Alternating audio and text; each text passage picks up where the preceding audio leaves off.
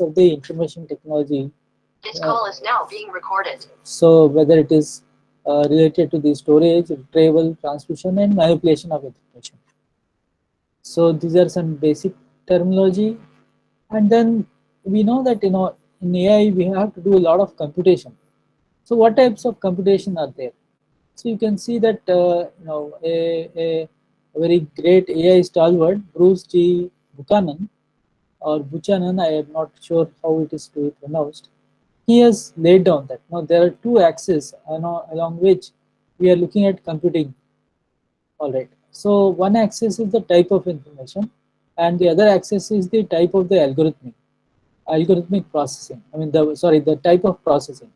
So the most conventional type of computing is the one which is in the top left corner.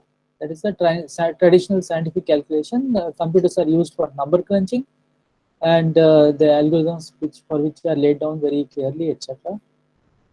But then there are also another aspect wherein that not just number crunching but symbolic processing. Okay, so like typical of our databases. So in databases, we have a lot of symbolic processing. We have that there is a queries and things like that. The algorithmic basis is also very clear, but it is a not a very highly numeric dependent type of processing. And then on the other hand, we have another type of numeric processing, which is highly computational intensive, but there is the approach to it is not very laid down just like a set formula or like that. Okay? So that is more towards a heuristic approach. I'll come to like what is a heuristic and things like that later on. And the core of the AI approaches are where it is actually the prevalence, or rather the majority of the processing is related to the symbolic processing as well as to the heuristic aspects. Okay? So this is putting down to you that where AI stands as from a computational point of view. And as you say that AI requires a lot of science, um, science. It is interdisciplinary, and it is also some kind of engineering. Okay, so the father of AI, whose name is John McCarthy, he had defined AI as the science and engineering of making intelligent machines, especially the intelligent computer programs.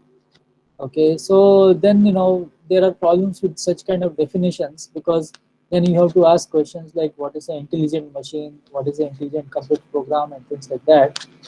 Okay, so we'll not go into those details, but it is more or less like intelligent is what is intelligent does and things like that. Okay, and here I am showing you that already it is that so many interdisciplinary links are required for us to progress in AI. And the branches of AI these days which are still significant is like neural networks, because all the deep learning etc. which you have seen is that it is some kind of a manifestation from these neural networks only. And here artificial neural models have been used, and they are being used to simulate the type of learning which is taking place in the animal brains. Okay, so let me make it very clear. It is a very crude simulation. Okay, it is nothing like what actually happens in a brain. All right, then no, there's a lot of stress and effort on that the natural language processing.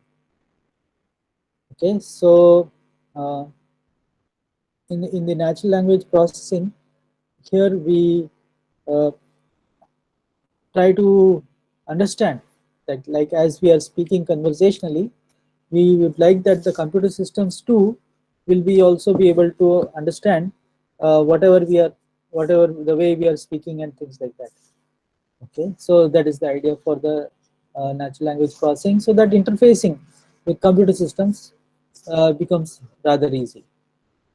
uh, to deploy the effects of AI systems in the field and in the real world, more and more robotics is coming into play, and they are supposed to be having a lot of sensors and how they are supposed to act. etc. A lot of research work is going on.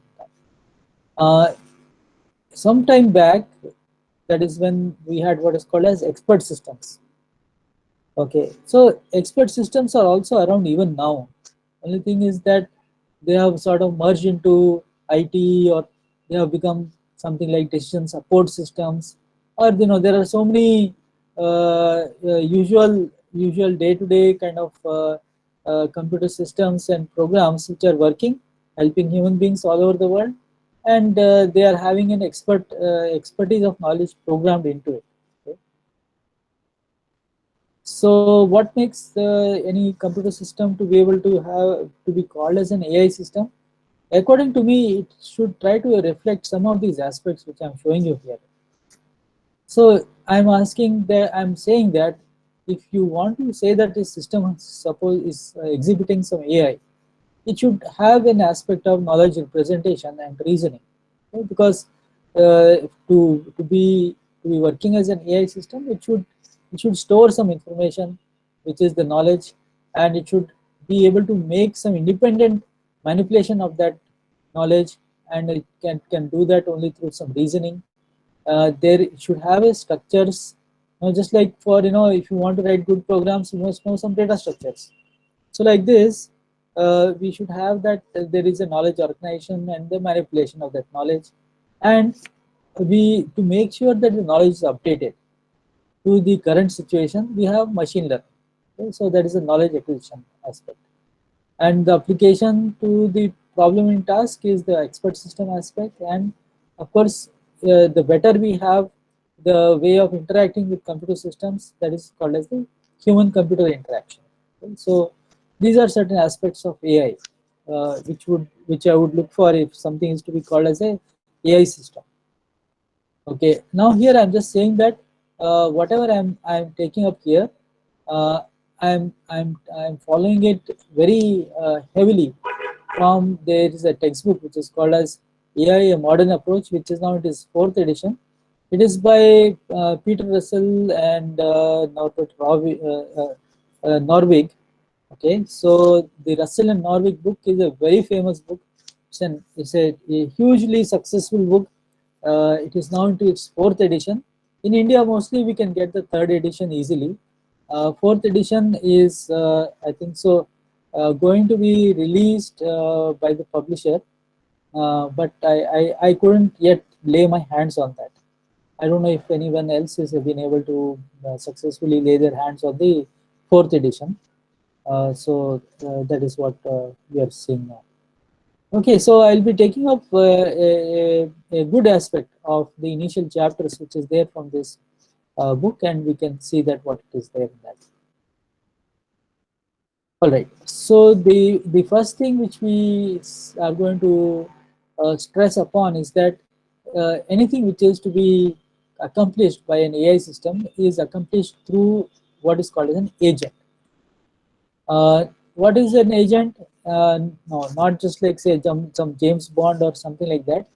But James Bond is also acting independently. He doesn't listen to others.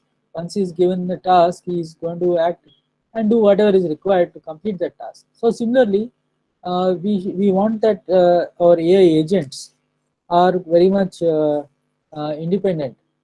Okay, and they are perceiving their environment, and they are perceiving it through sensors, and they are acting upon that environment, and they are acting upon it through what is called as actuators. All right, so for example, for a human agent, eyes, ears, etc. are the organs for the sensors. The hands, legs, mouth, other body parts are the actuators. Okay. So if you take from analogy from human agent to a robot agent, then the cameras and some infrared range finders, etc. are for the sensors, and motors for the actuators. Okay, so that's the thing. Now, this figure is showing you that how the agent is interacting with the environment. Okay, so the one with the actuators, that is uh, with the legs and the arm manipulator, etc. That is a figure on the right. Okay, that is your agent, and it is like something like an eye over here. Okay, this is something like an eye. So the sensor is getting the information of the world. Okay, and it is interacting with the environment.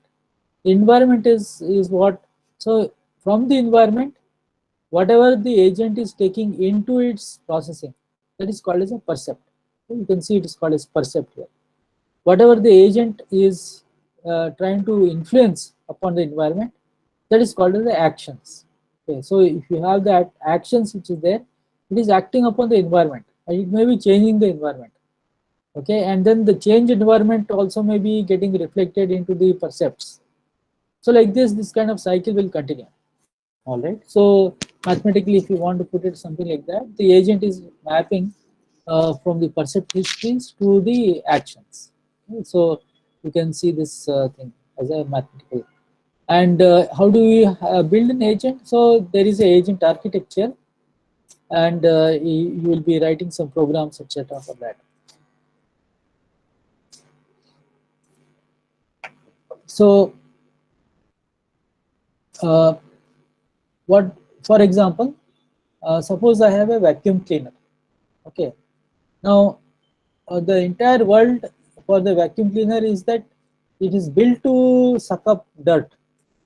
Okay, whatever is dirty, it is supposed to clean it up, and if it is, and so it is trying to see that can it make out if something is dirty. All right, if it is dirty, it is going to clean it up. All right, so the entire actions which the vacuum cleaner is having is that it is going to move and look to the left, or it's going to look to the right, and if there is, it sees some dirt, it is going to suck up, it is going to suck up the dirt, and it doesn't see any dirt, etc. There's nothing much it has to do. Okay, so that's your vacuum cleaner world. So that is a typical example of how uh, AI agents are built. Their purpose is very clearly defined, and their sensors, actuators, etc., are also very much tuned to that view of the environment. Okay. The next development is that we want to have what is called as rational agents.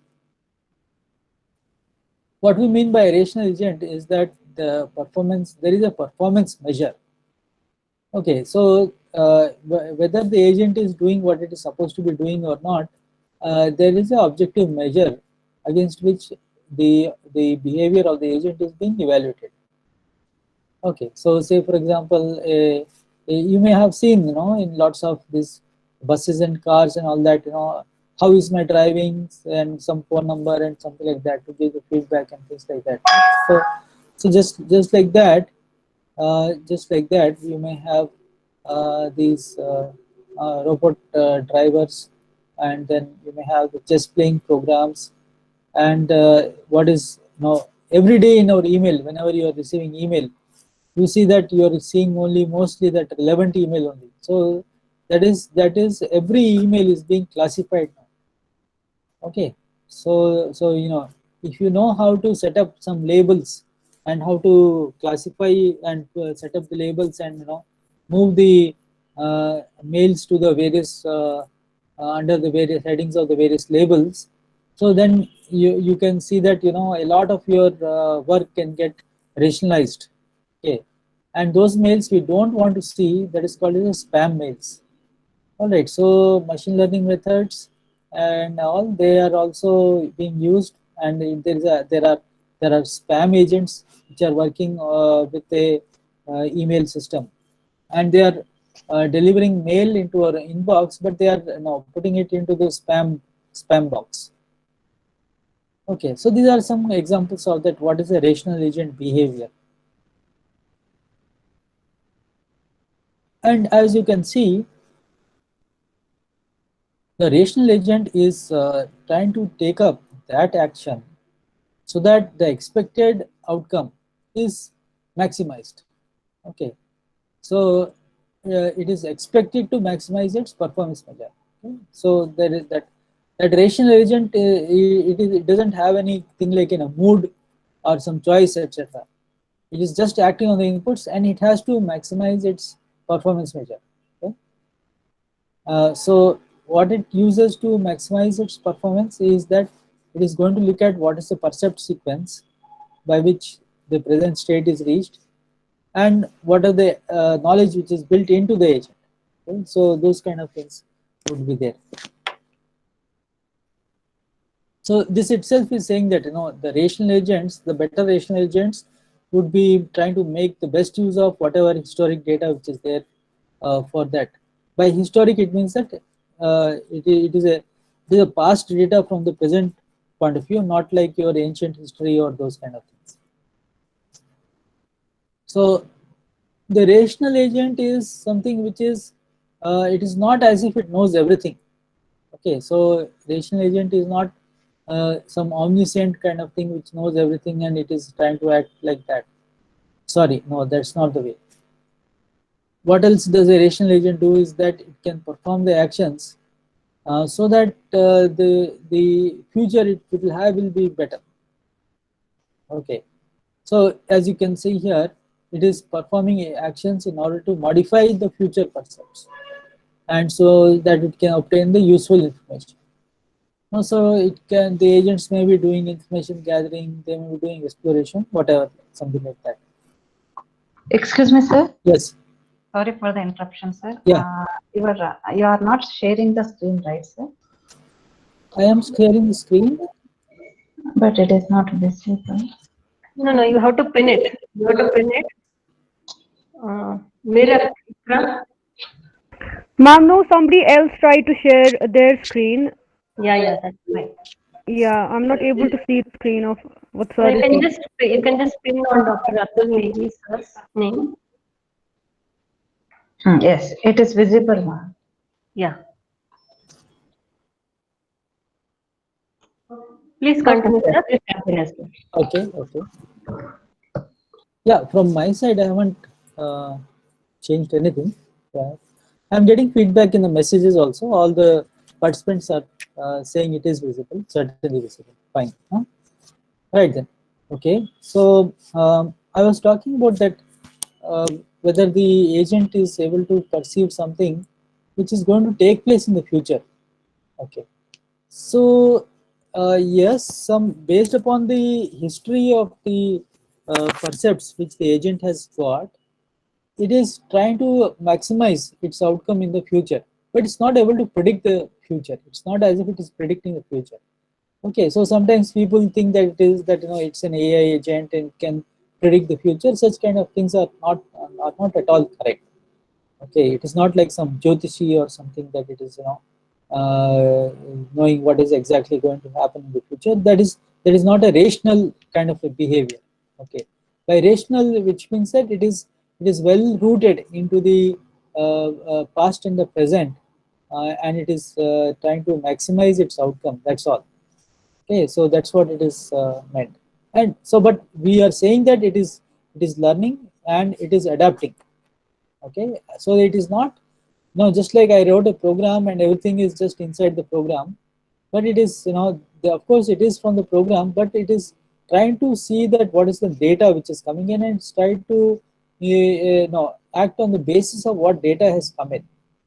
Okay, so in that sense, it is trying to improve upon the built-in knowledge. And so since the agent has to act in an environment, we are specifying the task environment. That is, so the formula for that is called as the PEAS. Okay, so you are looking at making sure that there is a performance measure and there is an environment is there, the actuators are there, and sensors are there. This is all part of the task environment. Okay, so long time back, you had what is called as a autonomous driving challenge, which is called as a DARPA challenge. Okay, so nowadays you are having Tesla and other such autonomic driving vehicles, but this is say something like almost 16-18 years previously. Okay, so in those days you had this so-called DARPA challenge, and there in that challenge, for example, if it's a autonomous vehicle, it would be seen that okay, there is a track course wherein that vehicle has to move around, and how soon what is the time it takes to complete that track, that will be a performance measure. And what is the environment? Is it going to be on the track or it is going to be on the road? or are there going to be obstacles, how it is going to environment in the environment if there are obstacles and other traffic, etc., how it is going to cope with that, and what are the actuators, the steering wheel, the accelerator, brake, signal, horn, these are kind of actuators, and what kind of sensors it is going to be relying upon, the optical cameras, is it going to sense the ranges with laser or sonar, or it is going to make use of the accelerator information to know that how fast it is moving, or the speed with which it is moving, where exactly it is located with a high precision GPS, okay, how many kilometers or what is the distance in the present trip it has completed, okay, is the engine, etc., performing correctly.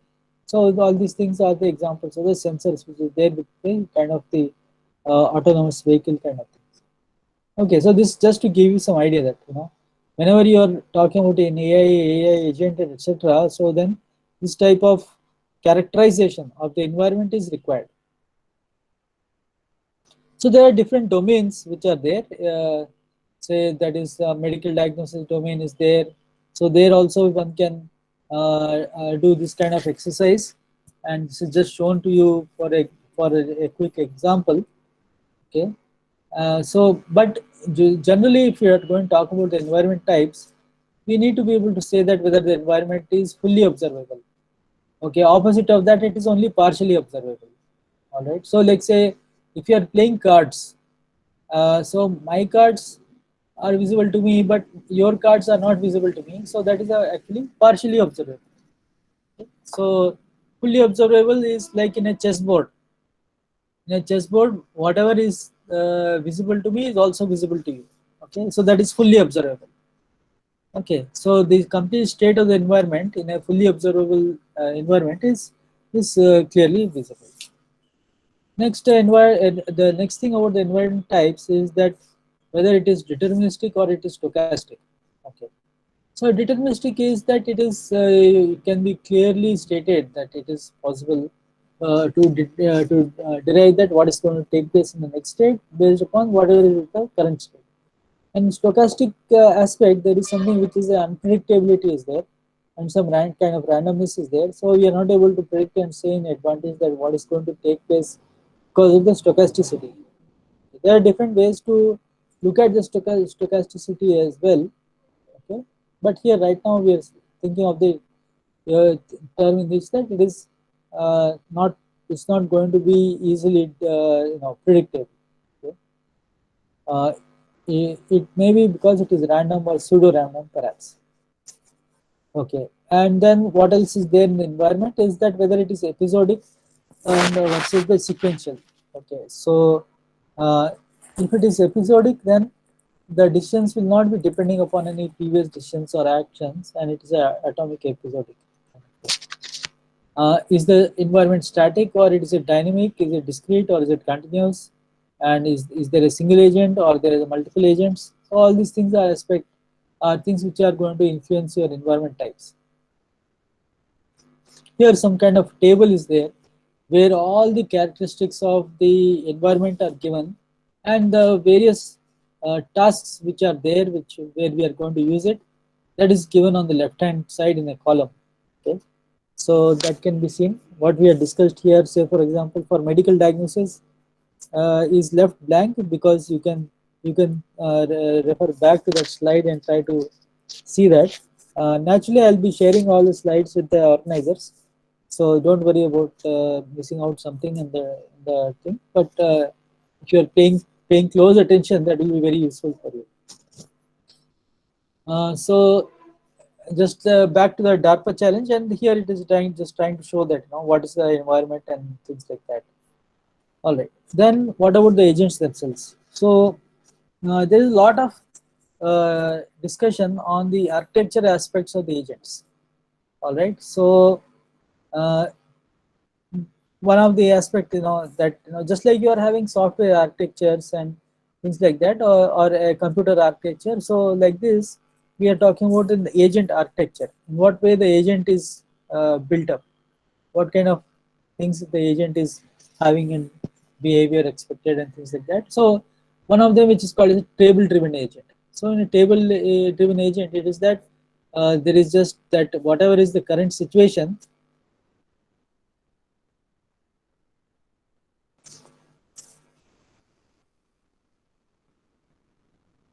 I think one of the participant is saying that they cannot see my screen. Actually, my screen is in a full screen mode only. Yes, sir. It is visible, sir. Yeah. So May Vikra please pin on Dr. Atul Negi sir's name, Ma'am, I've already done that, but it's not working. but we are able to see. We are able to see sir actually. I am only able to see the video of particular Exactly. speaker, but I'm not able to see the screen.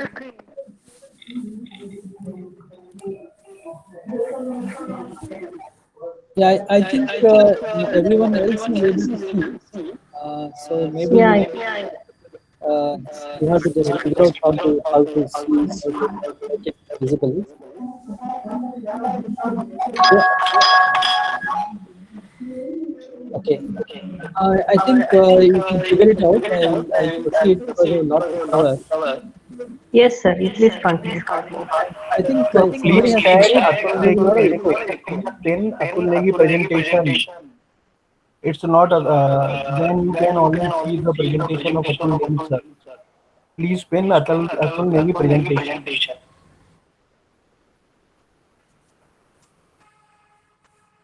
Okay, fine then.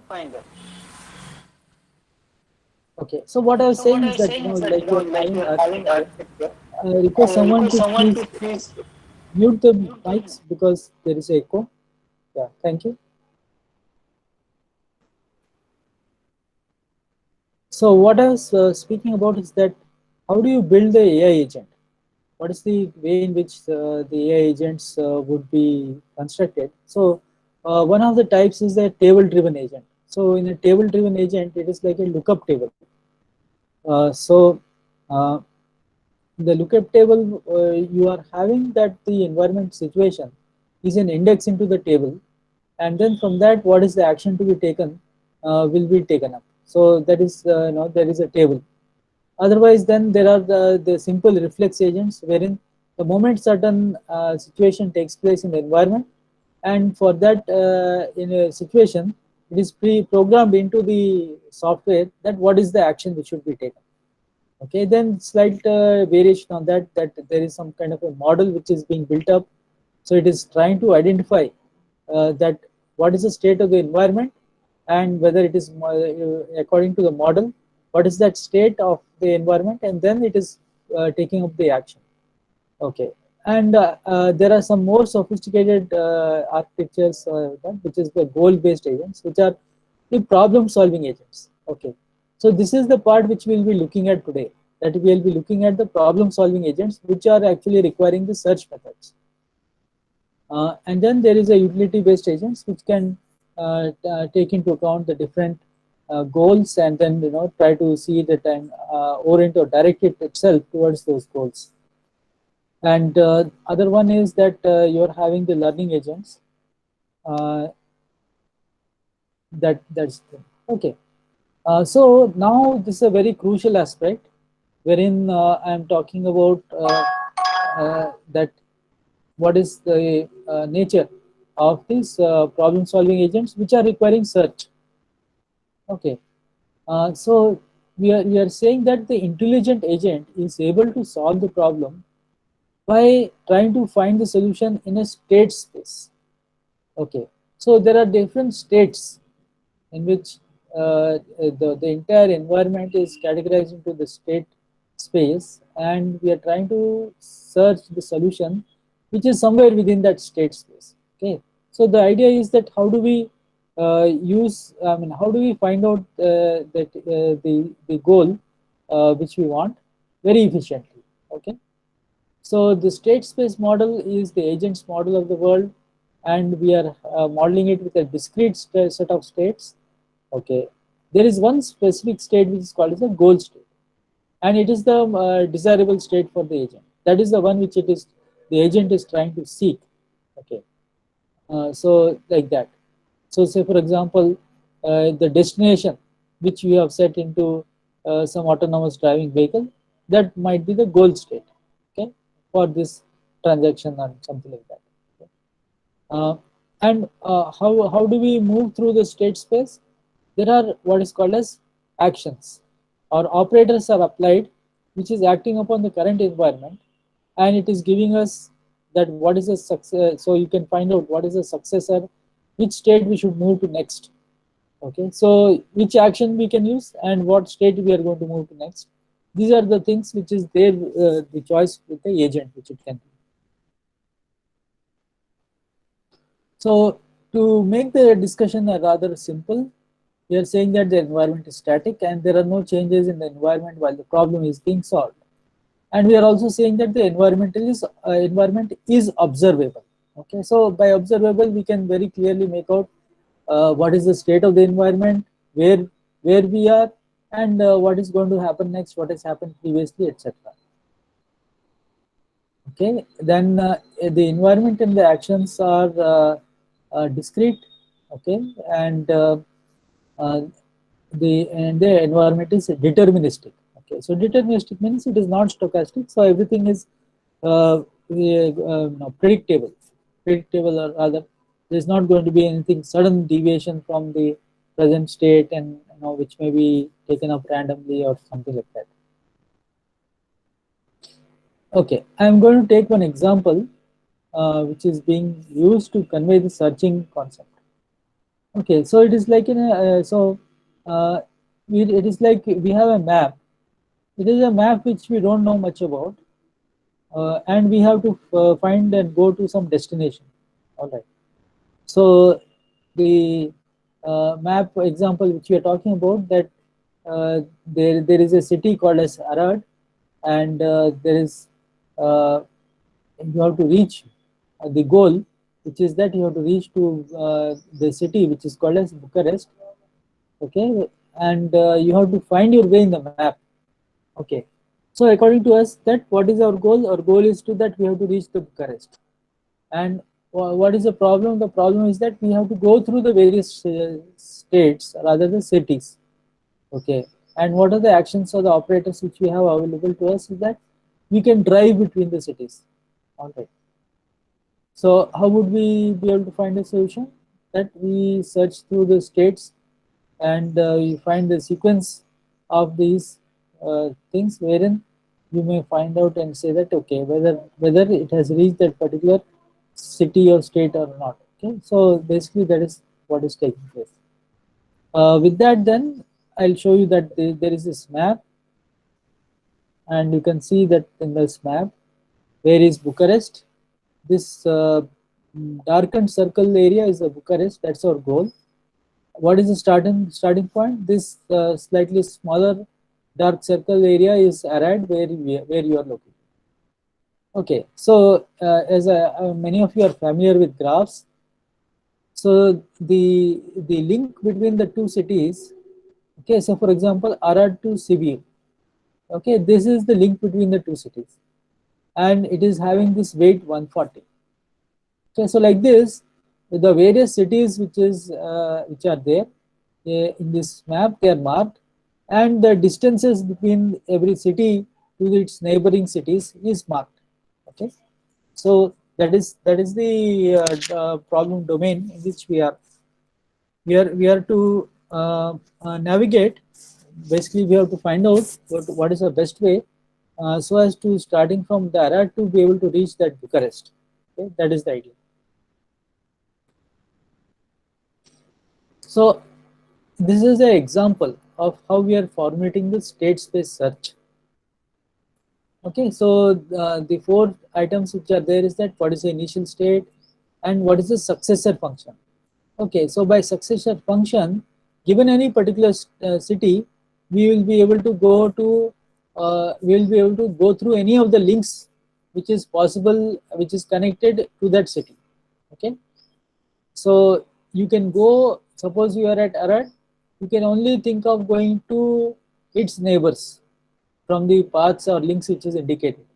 I cannot just take some sudden jump and appear at some other city.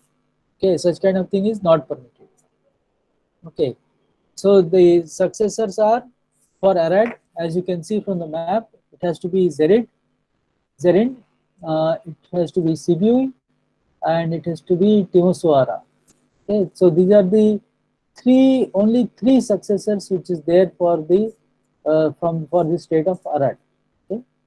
And for going along every path, there is a path cost, and as you are going along more and more paths, then the path cost will become additive. You know, it is going to be added up to all the path costs which is there. And what do you mean by solution here? The solution will be that it is a sequence of the actions which is leading from the initial state to a goal state. So that is the particular thing which we have to achieve. Okay. And here what we are doing is that there is a very important concept, which is the abstraction. And the abstraction is very important for the automated problem solving. Okay, so why we are dealing with the abstractions all the time.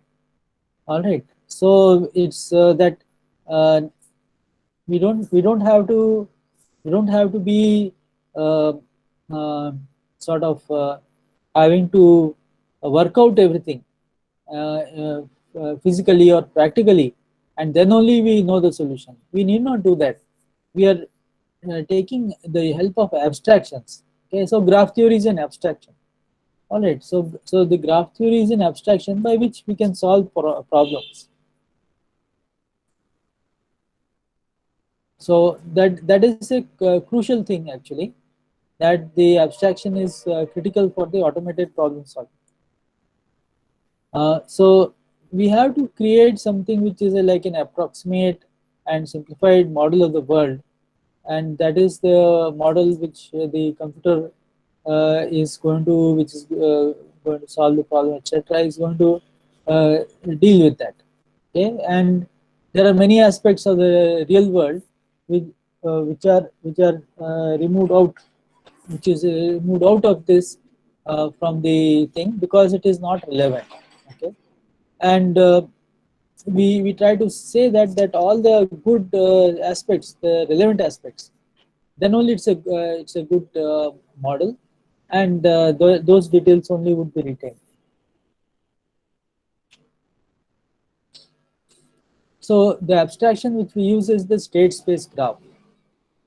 So in this graph we are having the nodes, the arcs, the directed arcs, and the paths, and the search graphs. Where in the search graph the states are the nodes and the operators are the directed arcs, and the solution is a sequence of the directed arcs, that is, it's a path, and the path is from the start node S to the goal node S. Okay, I'm sorry, something has moved. Okay, so and then there is so what we do the problem formulation in such a way that the abstract is there's a description of the states and the operators, and we are saying that this is the initial state, and there's that something else is a goal state. So this is the core aspect of the problem formulation. Okay, once we have sort of accepted the problem formulation, then the next step is that how to generate the solution. Okay, so to generate the solution, we have to generate a part of the search space which is having that solution. Okay, and as it has been in this course and many other things, we always like to take up these kind of problems through what is called a traveling salesman problem, because it is very useful thing, and the abstractions and everything works here very well. So as you may be knowing, the traveling salesman problem is that to find the shortest tour that is going to visit all the cities, and it should not visit any city 2 times, and at the same time, since it's a tour, it should return back to the starting point. Okay, so what is the state information in that? The state is the sequence in which the cities are being visited, and what is the initial state? Is that the initial state is that it is to always, the tour always should be starting from, say, A. Alphabetically, that would be the first one, so that is A, and that is in this particular graph. It is being shown clearly here as A, and that is the way our code will be going. That is the way our tour or solution will be going. So there are so many manifestations of this. Here, what I'm showing is like a chessboard. in this chessboard, the problem is that we are supposed to place the 8 queens, and the queens should be in non-attacking positions. Okay, so the problem is that whether we will be able to place the 8 queens on the board so that they will all be in non-attacking positions. Okay, so the challenge is, just you can take a moment and try to see that whether this placement of the queens is in a non-attacking configuration or not. Okay, can anyone say what is the problem with this configuration? Specifically, what is the problem with this configuration?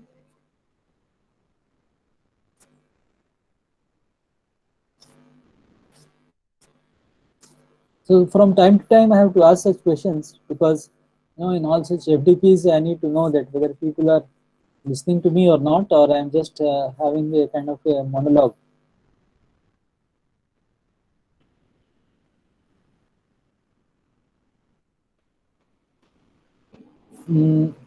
I haven't got any feedback, so I don't know whether people are listening to me.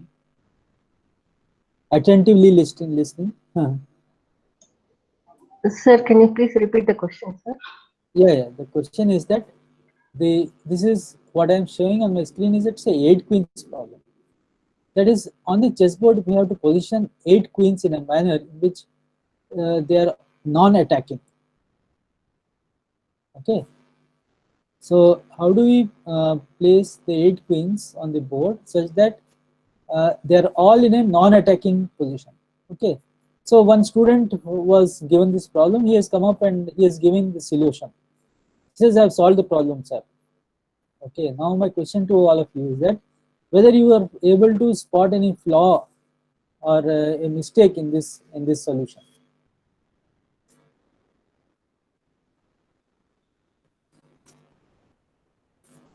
Yeah, I think the first topmost left and the bottom rightmost are in attacking positions to each other. Okay, yes, thank you so much. Yeah, it's fairly obvious once you start seeing that in fact the corner positions will be a wrong position to position for this problem, the 8 queens problem. Okay, so straight away you can spot that problem. So this is not a solution to the 8 queens problem. Fine. So now how do we formulate this 8 queens problem? So we are formulating like this, that any arrangement of the columns or rows in such that there is no queen which is there, which is in attacking position. Okay, so that is the states which should be there. And initially, what was the state? There were no queens on the board, and the actions which are available actions is that if the square is empty, you can add a queen to that square. Okay, such that it is in a way it is not attacked by the others which are placed previously. Okay, how do we know we have reached the goal? That we have put all the 8 queens on that board, and none of them is in a position where it is being a threat to the others, so that it is a non-attacking position. Okay, and what is the cost of this? That is, every time you place one of the queens, you are expending one cost, so that is the path cost, like that. Okay, so that was one example. Here is a much more serious or difficult example, that I have this robotic arm, and we want to make use of this robotic arm in a factory. All right, but then what is the problem here? The problem here is that there are so many degrees of freedom for the various accesses of the robotic arm. So to accomplish the pick and place operation, we have to find out what is the solution which will be acceptable, and the search space is that there are so many adjustments which are possible. Okay, we can move back and forth, or we can rotate this arm left and right, or the wrist of the arm. The wrist of the arm can also rotate, and then there is what is called as a claw, the gripper. This is called as a claw or gripper. Okay? So that has to be able to close and pick up the object. So like this, these are various aspects which are required in the robotic assembly. And if you want to automate and things like that, that is all. I mean, all these things is what we have to be able to find out and do it, and be able to come up with solutions for this. Okay, so here I have already listed or given certain aspects here. Okay, spam classification and all that. So what are the states, what is the initial state, the actions, the goal test and path cost. For a spam classifier, it would be something like this, that you have to set up the parameters of that, and some initial random settings could be there, and when it is moving around in that parameter space, it should be able to see and say that whether that's a valid solution and things like that. Okay, so, and of course here it is very difficult, but the goal test to take place where it is optimal for that kind of training data. Okay, so basically we are going towards what is called as optimization. So, and many machine learning problems are formulated as optimization problems. Okay, so then how do we search? So to search, we have these strategies. Basically, we can have an informed search, wherein we use the problem-specific knowledge, which is in the domain of the problem, and it's in the defining the problem itself. And we can try to formulate a method which is a best first search. So it will try to select, and it will have an evaluation function, and it will be trying to find out that what is the one which is the lowest value, because it's trying to optimize, and it will try to find out. Okay, so like that. And there are so many algorithms which are there, which is based on these heuristic approaches, and everyone is trying to evaluate their state, that okay, this is the best it could be and things like that. But then it will all depends on how accurate the heuristic function is. Okay. So from an algorithmic point of view, we are saying that the heuristic function, what it does is that it is giving us an estimated cost of the cheapest path from a particular node, which is the state space graph n, to a goal node. Okay, so for example, if you are doing that, there is a route planning where the estimate of the cost of the cheapest path between two cities would be the straight line distance between the two cities. Okay, so basically that we know that the straight line distance between on roads doesn't work accurately, but it is still a indication of the distance and how close or far any city is, even though map may be giving you slightly different values. Okay, but it's a rough estimate kind of thing, and it works.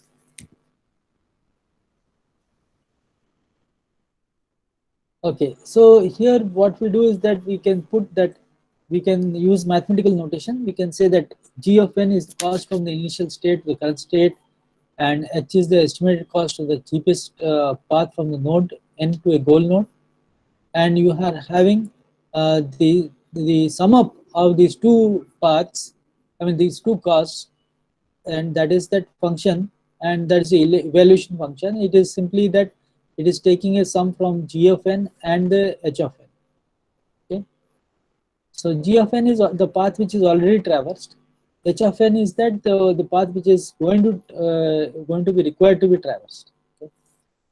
So in that aspect.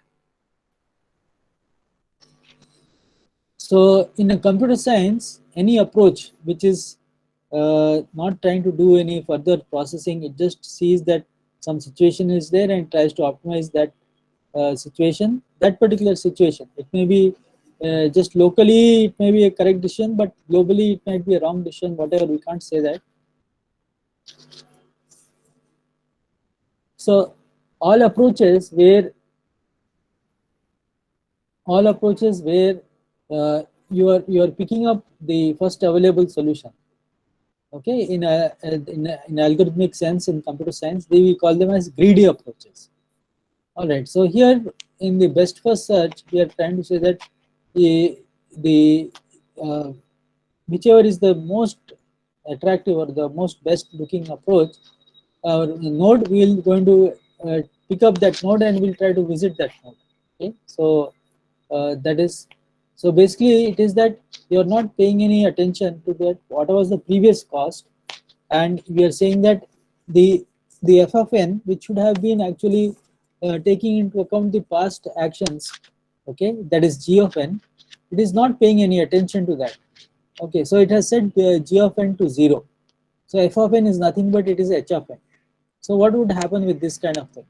Okay, so one can work out an exercise for the map problem, and we can put the straight line distances, and we can try to solve this problem. Okay, with the same kind of goals, etc. Okay, so here only thing is that now we are having on the right hand side, we are having a small column, and in this column the distances are given. Okay, straight line distances are given. All right, so what does it mean by the greedy best first search? So if you are starting from array, we are going to try to pick up the one which is the closest. All right, so here we see that what is the shortest thing which is there, and so this the smallest one which is possible to go from array. Okay, if we compare the outgoing links, one is Zerint, which is 75, and another is 140, which is to Sibiu, another is 118, which is to Timoswar. Okay, so as you can see yourself with your eyes that if you take up the smallest one, which is the one to Zerit, okay, so that is certainly not going to be helping you much, because it's taking you in a direction which is not going to be towards your goal, which is Bucharest. All right, so that is just to show you that suppose you took up a greedy strategy now to pick up the one which is the shortest out. Okay, so then that is not going to yield much no, you cannot get the optimal answer. Okay.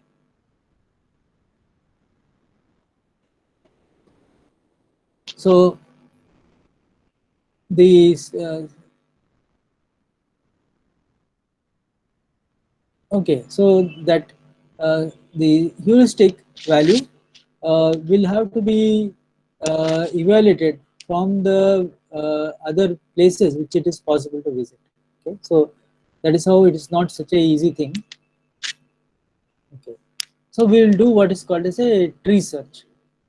All right, so we are starting at array. Which are the places where we can go to, and we are going to make use of the distances in the table. All right, so we see that suppose I want to go, if I go to Sibiu, what is going to be the distance from the Sibiu to the goal node? What is, if you go to Timoswara, what will be the distance to the goal node? And if you go to Zerit, what will be the distance to the goal?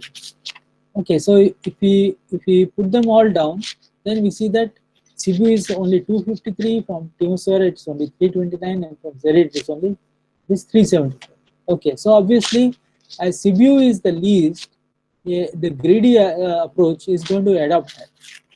Okay, that you can see here on the left hand side, there is a red colored pointer which is pointing to the Sibiu. Once we take up the search and we have reached Sibiu, and then we try to find out what are the links which are going out of Sibiu. Okay, so naturally you don't take back the link which is from where you came. So that is Arad, which is incidentally 366. But there are other ones, which is say Pagaras is only 176, Oradia is only 380, whereas Rimichu Vilchia is 193. Okay, so out of all of these, Pagaras is the one which is taken up by the greedy approach, which is 176. But let's go back to the map to see that. Just remember the name Pagaras and whether we can go anywhere from that. Okay, if you can see that after Pagaras there is such a heavy distance and link, which is very heavy. All right. So if you go to Pagaras, then the next immediate step is going to be a very it is going to give a lot of heavy punishment to the entire path cost. Okay, so that is a point to understand here. Okay, so if you expand that further, then you find that to reach the Bucharest and then so that will be the okay. So that is how you can reach the goal. Okay, but what will be the cost? You have to see that. Okay. Then we analyze the algorithms.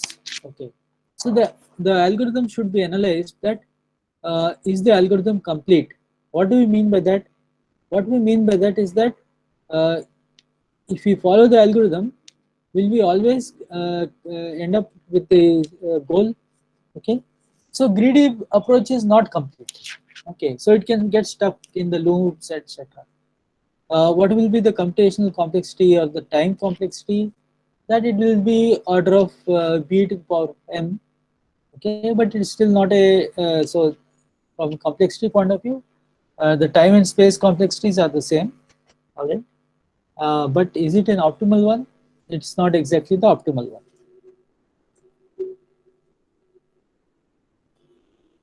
So now we just to revise, saying that what is g of n, what is h of n, what is f of n. And naturally, f of n is nothing but the sum of g of n plus h of n. Okay, so the best approach which is there is the heuristic search approach, which is called as the A star search. Okay, so the A star search is the most widely known approach of the best first search, and it is evaluating the nodes and it is combining the g of n with the h of n. Okay, and so what is g of n is the cost which has been incurred so far to reach the goal, to reach some node n, and h of n is the estimate of the cost to go to the goal from that present node n. Okay, and the f of n value is the estimated total cost of the path which is there, which is going through that n node. Okay, so in the A star search, we have different things which we can keep for the h of n. So we can keep h of n as the actual cost to the goal. So that is actually, so but that we don't know that. Otherwise, why would we be searching? Okay. So other situation is that we are estimating h of n, and it is actually lesser than the actual cost to the goal. Okay. And there is another one where h of n is more than the actual cost to the goal. So what would happen in that case? Okay. So it is a lot of mathematical proofs, etc. are there about that, and they say that when h of n is less than the actual cost to the goal, so that is when it is going to be the best.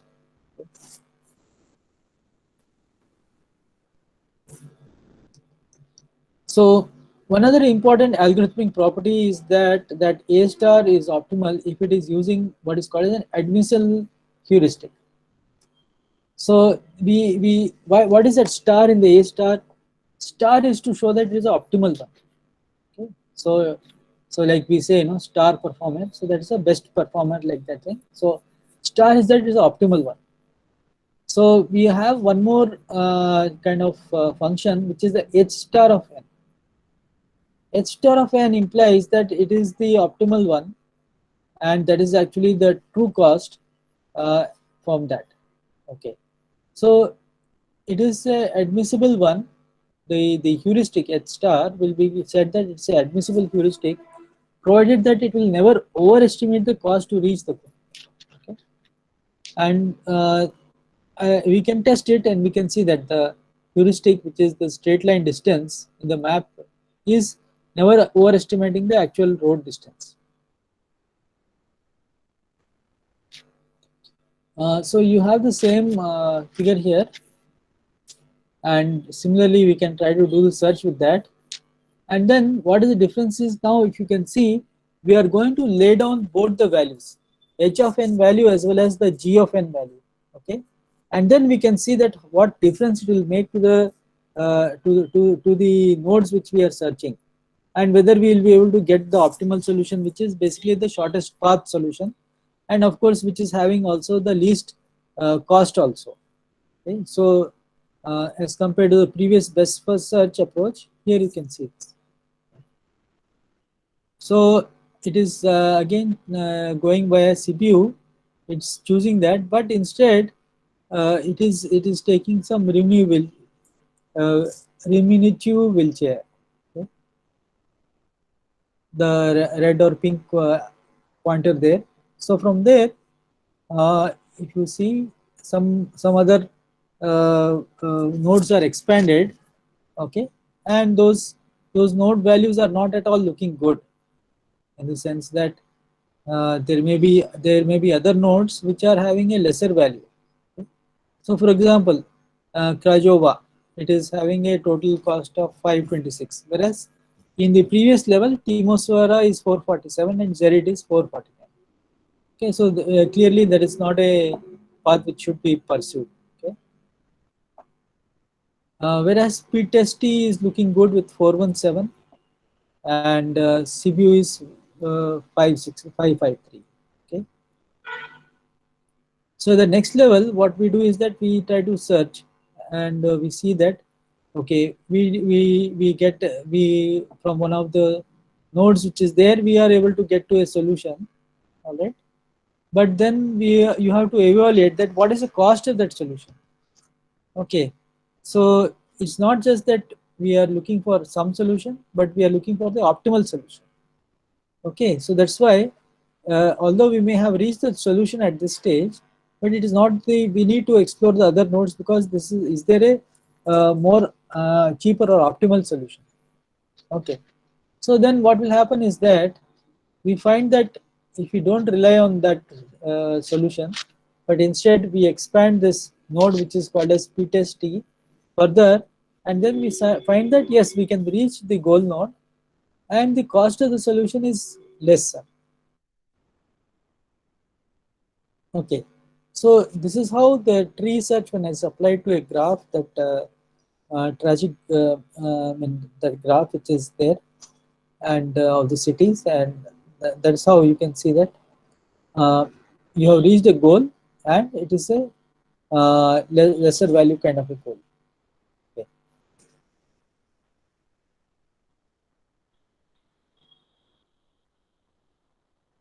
And here you can see that how A-star search is working. It is expanding in increasing F value contours. Okay, these are called as F contours. Okay, so you can see that how it has expanded the search. This is just by taking the value which is there and taking that value and plotting that what is the set of values which is equal. That's how we have obtained these contours. Now, every search algorithm, you have to compare it against the parameters. Which are the parameters? The first one, that is it complete? That is, whenever the algorithm terminates, will it be coming out with a solution if there is one? Okay, here we can see that yes, it is able to do that. What is about the time?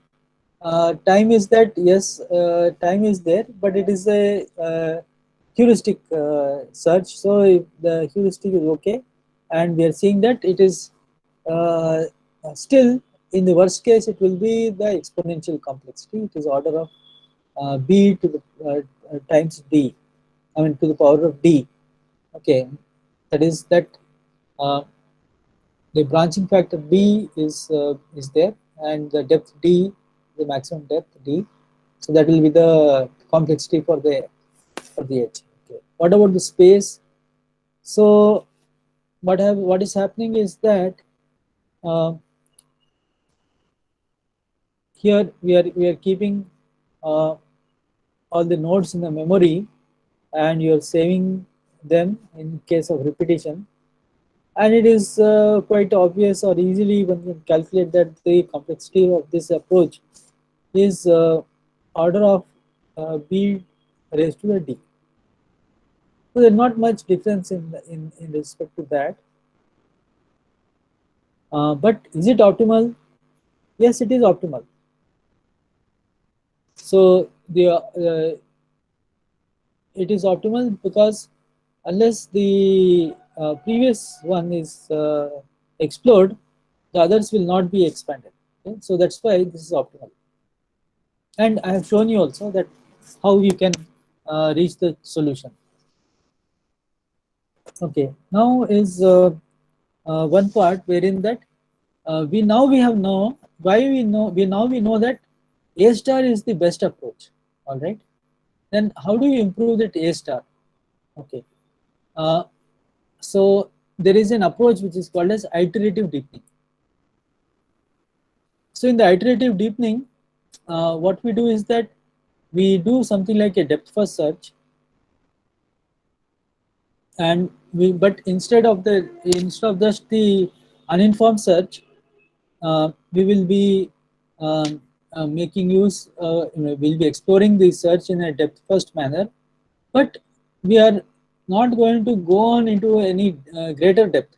Just we will limit the depth to which it can go at one level. So then in the iteration we will increase the depth level by 1. Similarly, like that, we will go on increasing the depth level, and that is going to give us the iterative deepening A star. Okay, what is the benefit with this? The benefit with this is that you are able to have and reduce the space requirement. Okay, because at any level, a depth first search is so much more efficient as compared to a tortoise level search, which is that it has to that is the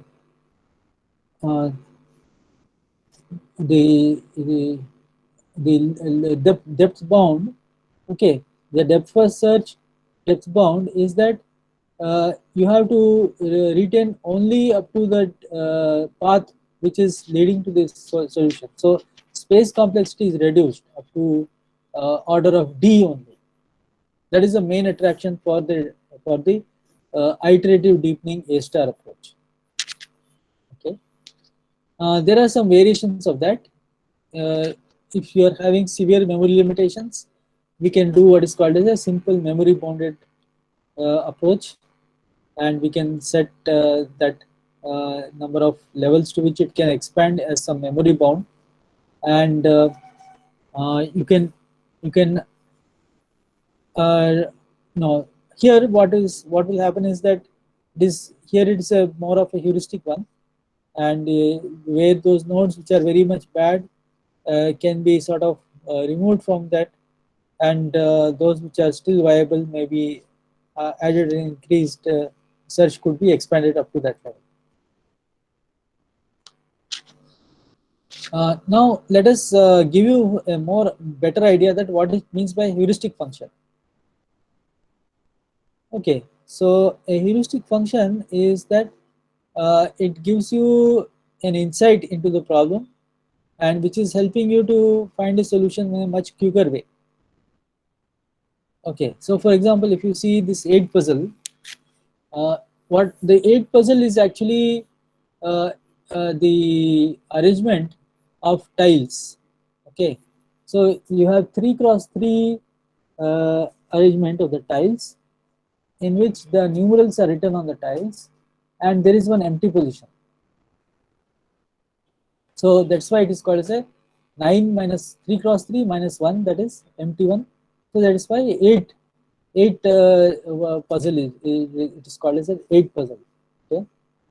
Similarly, there is a 4 cross 4 version of this puzzle, which is in turn it is called as a 15 puzzle.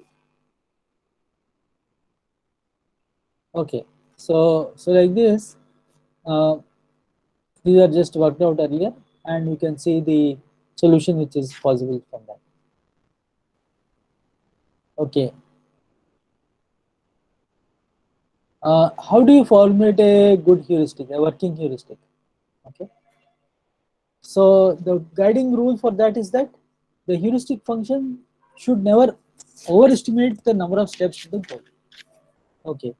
So in the context of the 8 puzzle, there are two heuristics which we are able to see here. H1 is the number of misplaced tiles. H2 is the number of the sum of the Manhattan distances of the tiles from their goal positions. Okay, you can just see that what it means here. Left side is the start state. You can see it is sort of all jumbled up. Right side is the goal state. Okay, we want that there is a neat order. The first row should be 1, 2, 3, 4, 5, 6, followed by 7 and 8. Okay, so if we reach that goal state, we have solved the puzzle. Okay, but what about computing H itself?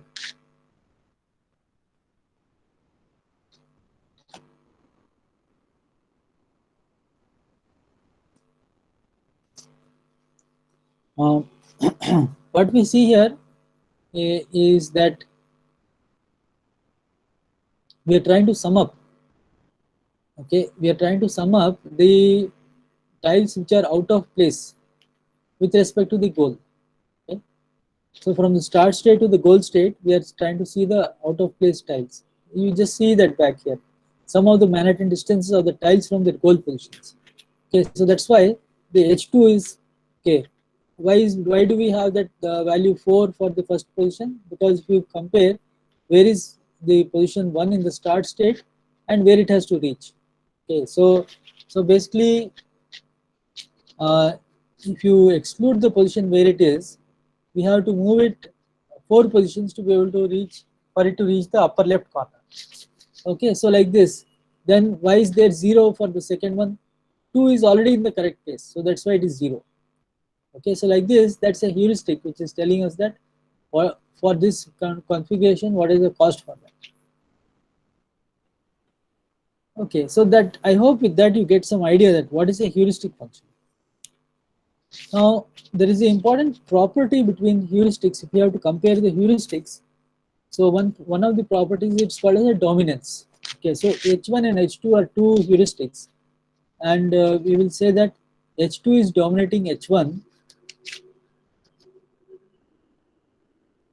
in this case. So dominance is an important property of the heuristic.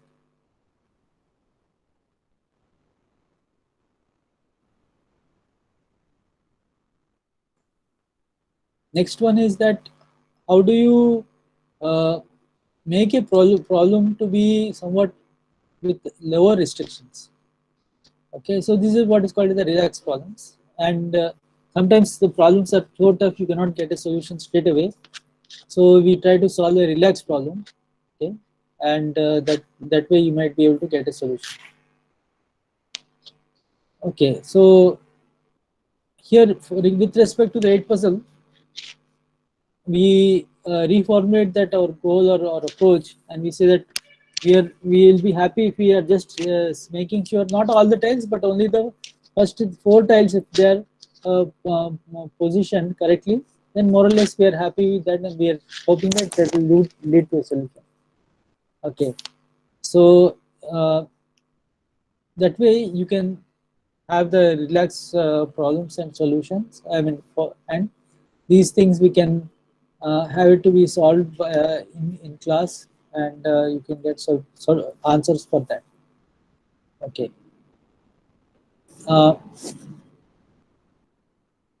Okay, I'll just give a small gap here, in the sense that I will just come to that point wherein we are close to the lunch break.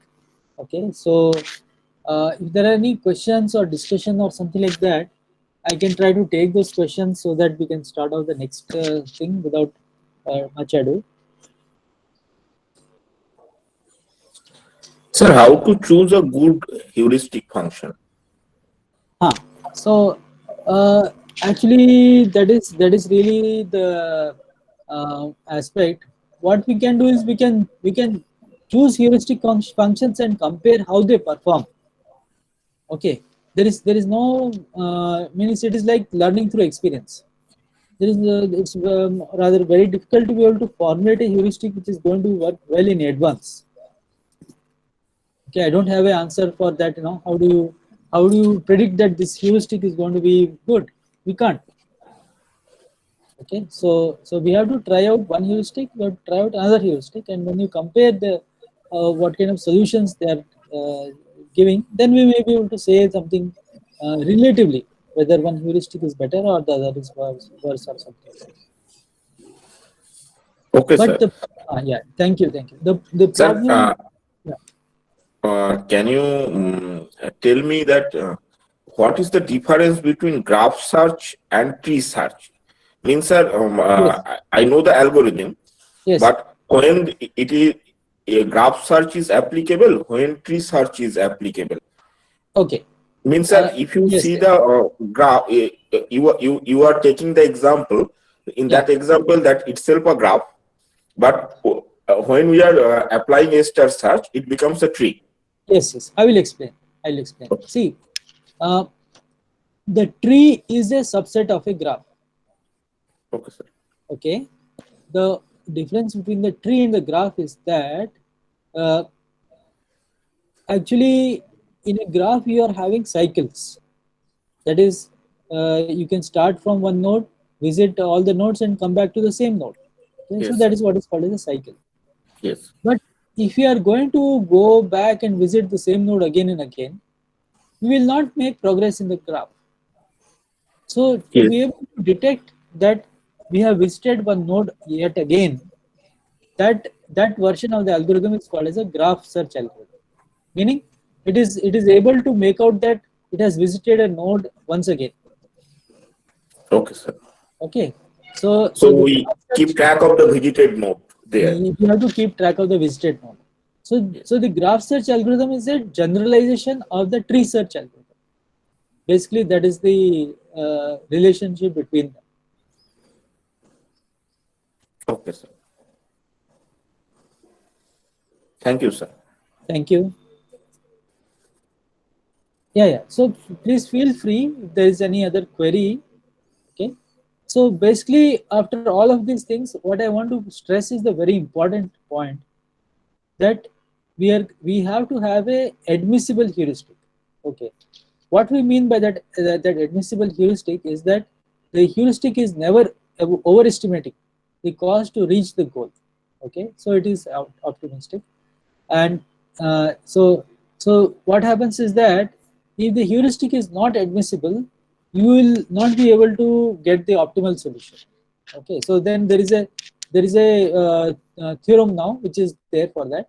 That is, if h of n is admissible, a star using tree search is optimal. Okay, so it is clearly saying that unless I use the admissible heuristic, you can forget about optimal getting the optimal solution. All right. Okay, what is to come further is that I will be trying to speak about the local search methods, which is like hill climbing, gradient methods, simulated annealing, genetic algorithms, etc. Okay, you can ignore the homework problem kind of things today. It's just from the slides which I have taken up. So that's where we are. Fine.